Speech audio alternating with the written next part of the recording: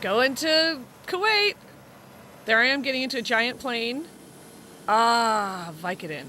Ambien. Oh, hi, Xanax. Yeah, sleepy time. It's a very long flight over there.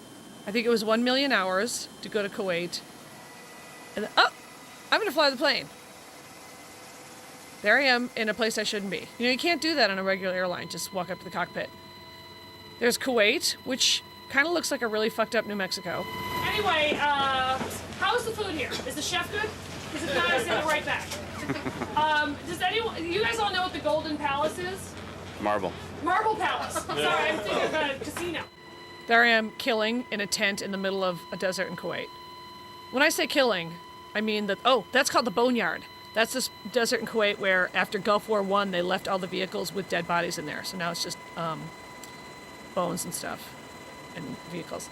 All right, so there's the beautiful beach in Kuwait, which is beautiful unless you're a woman and you want to go swimming because you have to swim with all your veils on. Just cannot be that comfortable or safe. There's the capital of Kuwait, and there's that pointed thing. The pointed thing building. It's very famous. Come on, bring it. What do you got? Look at how the guys love me. Come on, I'm a pistol. So there I am in Kuwait, getting ready to leave Kuwait, getting some sort of coin or acknowledgement in some way. Now we're going to go to Kandahar, where I'm sure I'll have a much nicer room. Here we are in Kuwait. We're leaving Kuwait, we're going to Kandahar, and I'm having a bowl of American cereal. It's very exciting to get American food whenever you could. I'm obviously not on the zone. All right, here's a meet and greet. We did a lot of these meet and greets, so we would do shows, and then we would just kind of mingle and take pictures and stuff.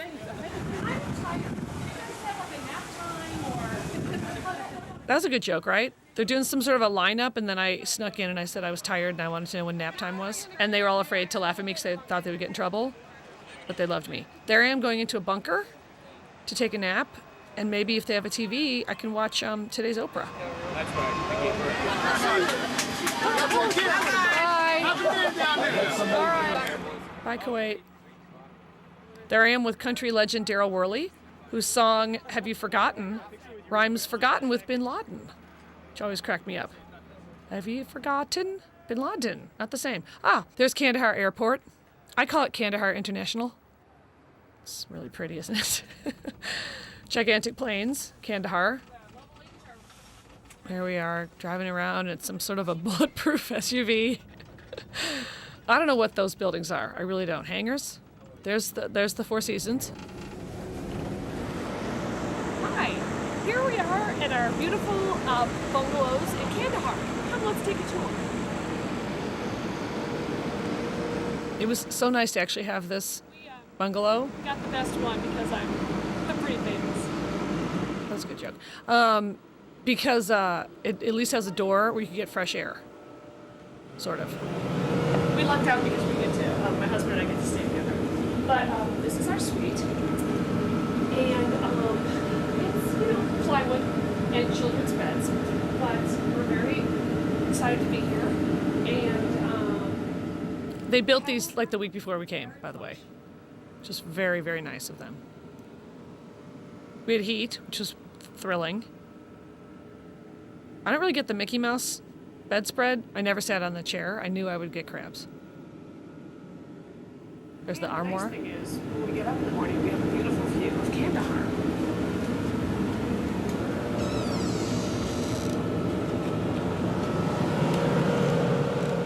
What a shitbox.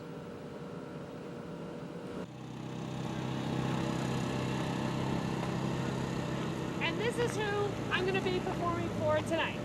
The Airborne and Task Force Panther. Good. This is beautiful downtown Kandahar Airport. It's a little different now because people have the tanks that really, they drop you off at your favorite airline instead of a town car. But it's ours now, damn it. Ow! That was a while ago. I kind of changed my mind about that. So here's me just greeting the guys. See what I'm saying? There's hardly any women there. It's mostly guys. Lots of pictures. They were all very friendly. How young do they look, though? Look at them. They look like 16. I'm trying to put a smile on their face. I'm not going to lie. Come on, look at them. How can you not love them? Not knowing what they were getting into. Poor things. That guy's kind of an old soldier. I'm not sure what his job is. Look at this one flirting with me. He said, a redhead too, I'm in heaven.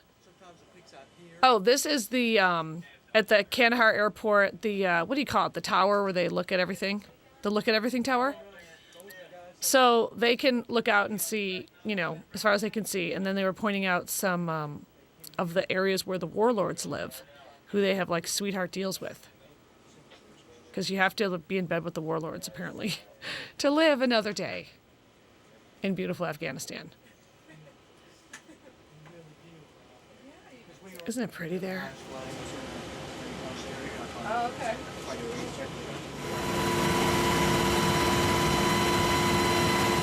So this is going from Kandahar to Bagram Air Base. And in Afghanistan, the homes there are all walled in, and the women cannot leave the walled area. Isn't that great? Just stay in the walls. So, I mean, they can go in the yard like prison. They just can't leave the walled area. There you go. This is some weird thing they do in Afghanistan where they're really into decorating their trucks. Look at that Mercedes truck.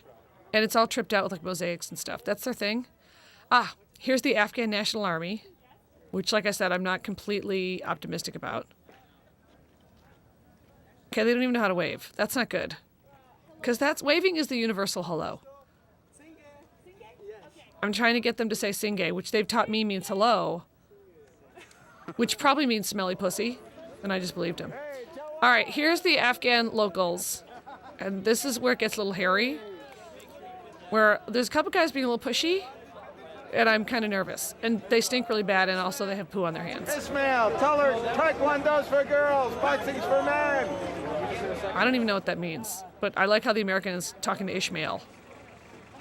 There's me talking to a lady, strong, brave lady. Met a lot of those. This is a moment of rare excitement in Afghanistan when I was able to get homemade butterscotch pudding. I took more than my fair share, I admit it, but look how excited I am. Oh, I think about this guy all the time. So it's a couple days before Christmas, and this guy who doesn't even know I'm taping him is playing Christmas songs on the bagpipes in the middle of Afghanistan. I love that moment. Oh God, I hope that guy's okay.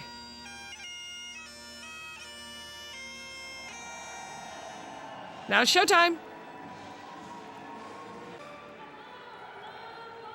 Hello, Bagram. Not something you say every day.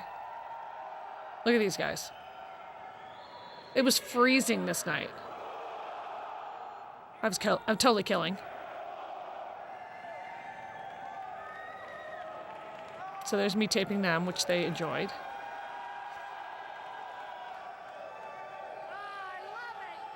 I could have done that the whole time and just gotten a standing ovation. Oh, this is so great. All right, if you're not too sick of it, give me one more hua. They love doing the hua thing. All right, there we are leaving. That's a big plane. With those are the piloty guys. Those guys are all really cool and smart. But I kind of want to go back.